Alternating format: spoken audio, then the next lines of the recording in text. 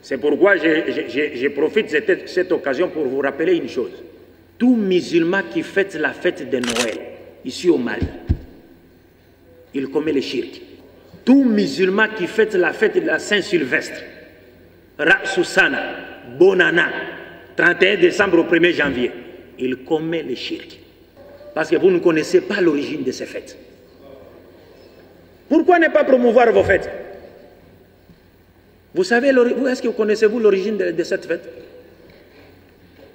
La Noël pour les chrétiens, c'est une parenthèse, pour vous informer. Les chrétiens disent que Jésus serait né un 25 décembre. Mais en réalité, Jésus n'était pas né un 25 décembre. Et les savants chrétiens le savent. Mais ils ont plutôt adopté la date de la nativité du dieu Misra, ou du dieu Misra, le dieu soleil, qui était adoré par les Perses et dont les Romains avaient adopté le culte. Il est né le 25 décembre. Donc la fête de Noël pour les chrétiens veut dire le jour où Dieu est né d'une femme. Il est venu sur la terre sous forme humaine pour nous sauver. Vous comprenez ça? C'est pourquoi quand on était même dans les écoles chrétiennes, on nous imposait ces chants-ci, cette cantique. Il est né le divin enfant. On chantait ça à l'école. Parce que ce sont les chrétiens qui possédaient les bonnes écoles. Donc la Noël, pour les chrétiens, c'est le jour où Dieu est venu sur la terre sous forme humaine. Il est né d'une femme à la personne de Marie. Et il est venu sur la terre sous forme humaine à la personne de Jésus. Donc Jésus est homme et Dieu. C'est-à-dire quand toi tu fêtes, tu participes à cette fête, tu commémores, tu célèbres cette fête, tu veux dire en réalité que Dieu a menti lorsqu'il a dit lam yalid wa lam yulad. C'est-à-dire pour toi tu es d'accord avec ces gens-là pour dire que oui, effectivement, Dieu est venu sur la terre sous forme humaine. Il est né d'une femme à la personne de Marie. Donc, lam yalid wa lam yulad, kalam farig. Fanaoudhu billahi min dhalik. Vous comprenez cela? Et Jésus lui-même ne connaît pas cela. Quant à la fête de la Saint-Sylvestre, d'abord, il faudrait vous demander qui était Saint-Sylvestre. C'est le nom d'un homme, non? Saint-Sylvestre. Qui était-il? Saint-Sylvestre est le 33e pape de l'Église catholique romaine. Saint-Sylvestre est le 33e pape de l'Église catholique romaine. Pourquoi lui a-t-on dédié la journée du 31 décembre au 1er janvier? Pourquoi? D'abord, lui-même, il est né le 31 décembre. Il est né le 31 décembre. C'est pourquoi on a choisi cette date. Mais la principale raison pour laquelle on lui a, c'est-à-dire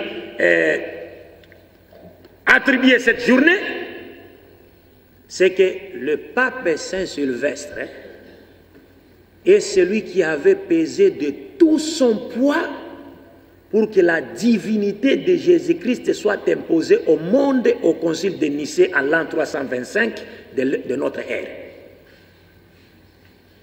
C'est-à-dire qu'il y a eu un débat autour de la divinité de Jésus entre les chrétiens. Il y avait un prêtre égyptien qui s'appelait Arius d'Alexandrie. Ce prêtre ne croyait pas à la divinité de Jésus-Christ. Maintenant, le pape Sylvestre Ier, il a délégué 2 prêtres qui sont partis, qui l'ont représenté dans ce concile, et lui, il était de mèche avec l'empereur Constantin, parce que Constantin à l'époque était en position de faiblesse, il y avait son rival qui était très fort. Maintenant, pour avoir l'aide de l'Église, l'Église lui a promis son aide en échange que Constantin puisse permettre à l'Église de triompher au concile de Nicée. C'est-à-dire que Constantin puisse faire que la divinité de Jésus-Christ, qui était prônée par l'Église catholique, soit déposée au monde et l'Église lui apportera son soutien pour qu'il détruise son adversaire. Vous comprenez? Donc, la divinité de Jésus-Christ a été imposée au concile de Nicée. Et qui avait présidé ce concile? Vous imaginez? Des questions religieuses, c'est un président de la République qui vient présider les séances. Est-ce que c'est normal? C'est-à-dire, le roi lui-même est dans la salle, l'empereur Constantin est dans la salle. Il préside. les débats de religieux. Et lui, il ne connaît rien. Maintenant, quand les représentants du pape affirment que non, Jésus est Dieu, l'empereur dit oui, il est Dieu. Arius dit non, il n'est pas Dieu. L'empereur dit non, ferme ta gueule, il est Dieu. Mais Constantin lui-même n'a jamais crié à la divinité de Jésus. Il a accepté cela pour des raisons politiques. Mais il a continué à porter sa bague de Dieu soleil. Parce que c'est Constantin qui nous a imposé la journée du dimanche. La journée du dimanche. Les repos de dimanche. Il n'est pas biblique, c'est Constantin qui l'a imposé. C'est le jour où on adorait le Dieu soleil. C'est pourquoi le dimanche est appelé en anglais Sunday, le jour du soleil. Ce n'est pas Dieu qui l'a fixé, que ça, ni dans la Bible et moins encore dans le Coran. C'était le jour où on adorait le Dieu soleil. C'est pourquoi je vous dis que le dimanche est appelé en anglais Sunday. Sun, soleil, day, jour, c'est-à-dire le jour du Dieu soleil, le jour où on adorait le Dieu soleil.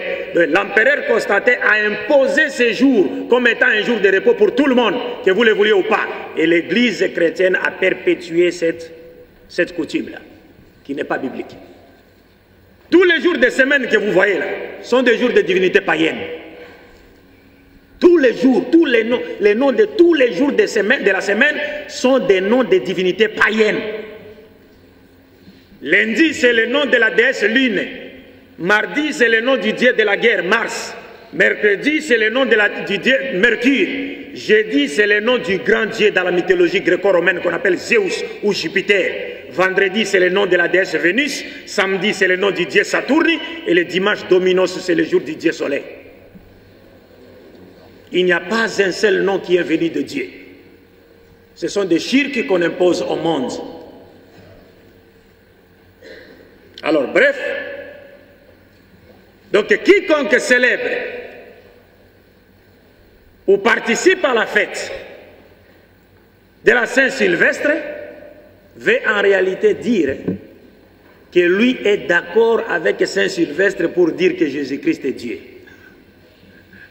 Parce que cette journée lui a été dédiée en récompense des efforts que Sylvestre Ier avait fournis pour imposer la divinité de Jésus au concile de Nicée.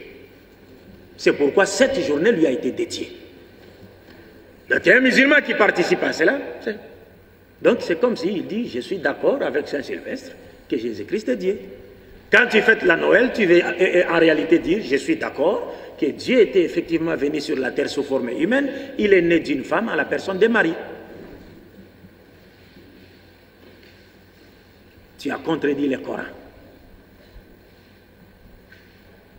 Et il y a certains frères, quand j'ai fait un exposé sur ce thème au Tchad, des frères m'ont demandé, mais si on a des amis et qu'on les raconte, on voudrait leur souhaiter bonne fête. Que doit-on faire? C'est un ami. Mais lui, il fête la Noël. Vous savez que c'est une fête de shirk. Faudra-t-il lui souhaiter bonne fête? Est-ce que peut-on encourager quelqu'un qui adore les idoles? Vous trouvez quelqu'un en train d'adorer une idole, vous lui dites, allez-y, courage, continuez à adorer. On peut lui dire ça? Et si on vous souhaitait aussi bonne fête, vous musulmans, comment allez-vous répondre? Les jours de la fête de Noël, vous avez appris que non, bon, c'est du shirk.